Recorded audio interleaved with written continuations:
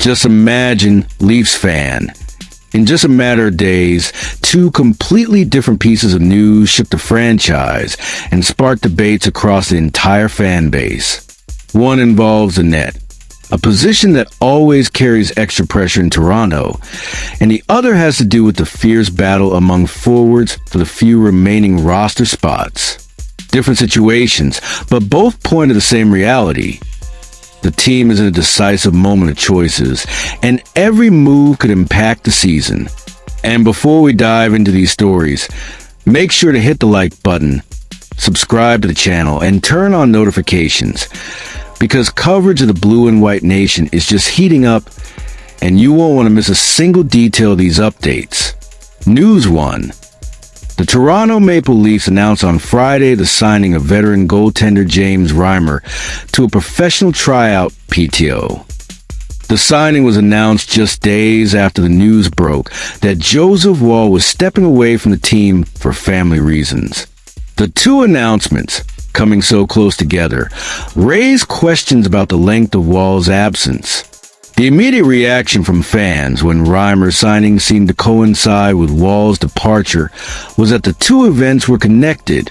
Despite appearances, head coach Craig Berube was quick to clarify that the signing of Reimer had nothing to do with Woll's situation. "No, it doesn't suggest anything," said Berube when asked if the move indicated concerns about Woll's long-term absence. "It's just a depth move."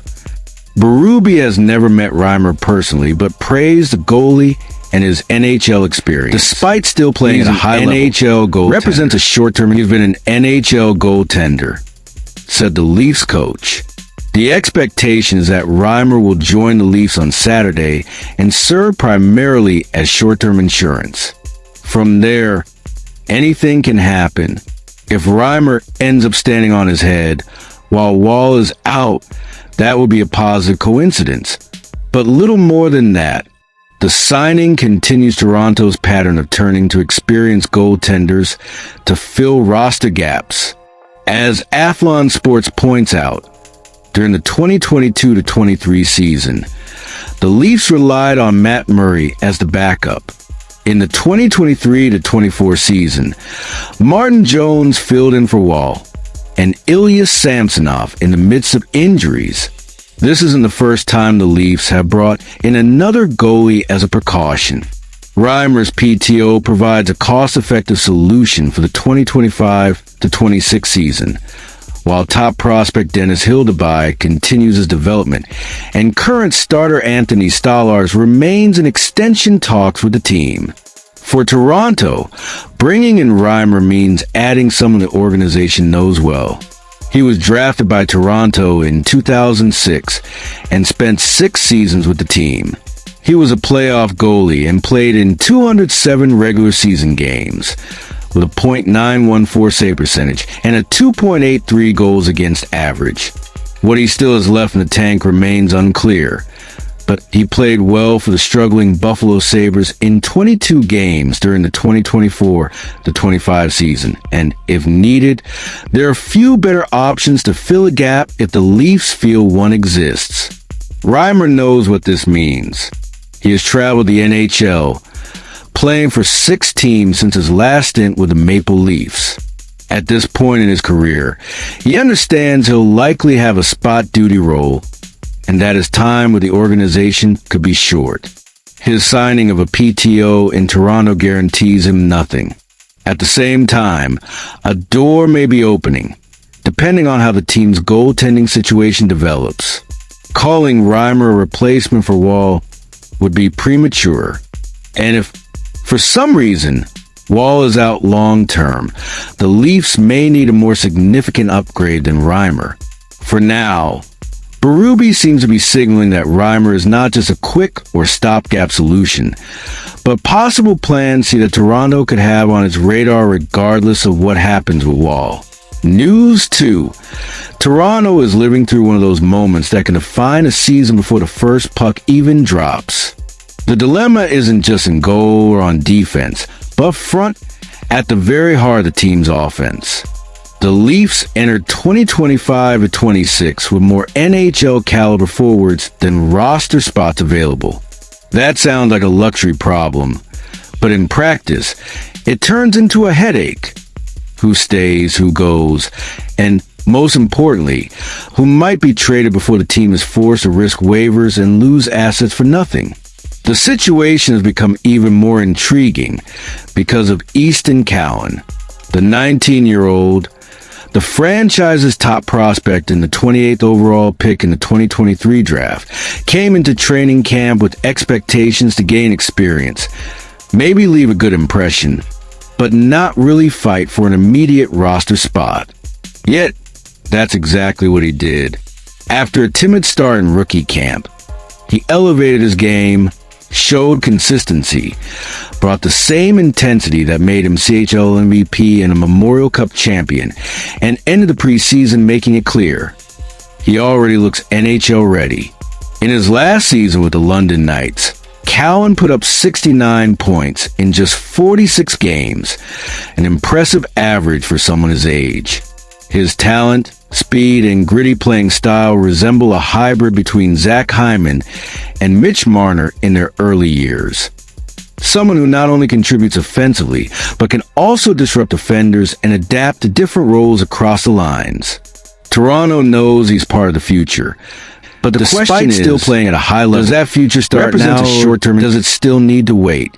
Cowan has the advantage or disadvantage, depending on the perspective, of being eligible to go to the AHL without passing through waivers. That makes a conservative decision easier. Hold him back a little longer, avoid cutting or trading veterans, and give him NHL time later. But if Cowan truly makes the opening roster, inevitably someone will have to go, and that's where the roster management chess match begins. The hottest name in the discussion is Calle Järnkrok, at 34 years old. In the final year of a 4-year deal worth $2.1 million annually, Järnkrok is a kind of solid, versatile player who can fit into multiple lines, but who also carries the uncertainty of a recent injury history. Reports already suggest Toronto is exploring the market to try to move his contract, but so far they haven't found the right partner. If placed on waivers, there's a strong chance he would be claimed, which would relieve the cap sheet, but bring back no return. Beyond Järnkrok, two other names stand out: David Kämpf and Nick Robertson. Kämpf, 30, still has 2 years left on his deal at $2.4 million per year. But his role as a fourth-line center has been threatened by the arrivals of players like Nicholas Roy and Scott Lawton. He may be an expensive luxury for a depth chart spot that's already well covered.